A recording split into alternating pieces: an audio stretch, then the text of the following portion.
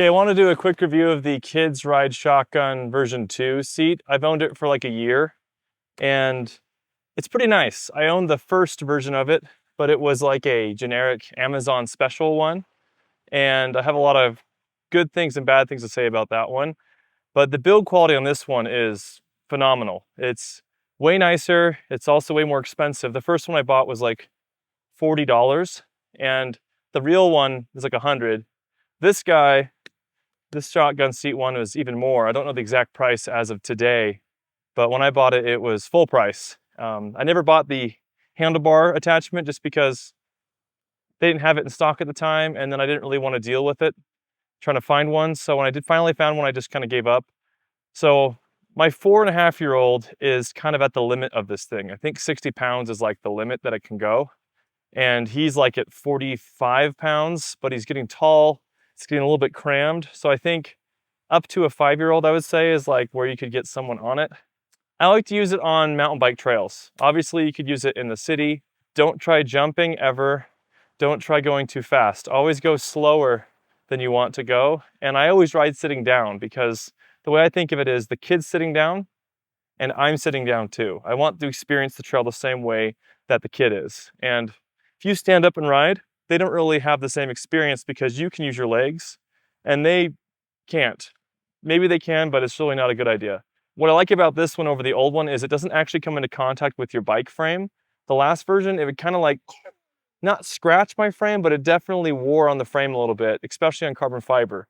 I have an e-bike, this bike right here, and it's barely fits. There's a bit of a gap, enough of a gap that it's safe, but if you had like a weird e-bike or a weird motor or just a really giant down tube, it might be too wide for this version.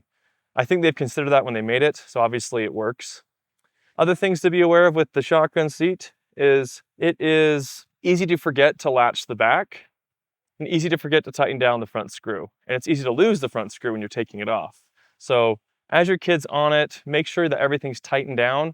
Always check all the clamps. I've had clamps come loose just over time on the clamps on the seat. Make sure those are pushed down all the way.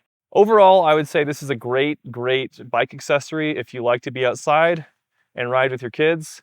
I wouldn't put a kid younger than 2 on it and a kid older than 5. I'd say right in between 2 and 5 is that sweet spot. If you have more than 1 kid, obviously it's going to pay itself off over time. I love it because it gets me outdoors with my son, and I think the shotgun seat's awesome. I think people who have mountain bikes, e-bikes, if you don't have an e-bike, just prepare to burn a lot more calories uphill and do not go too fast going downhill. I would recommend having a full suspension bike. We've tried it on a hardtail before and it's just not the same experience. It's a lot more rough. Your kid's slamming down on the seat harder. And I'm taking this on pretty, I'd say, intermediate trails with a 4.5-year-old.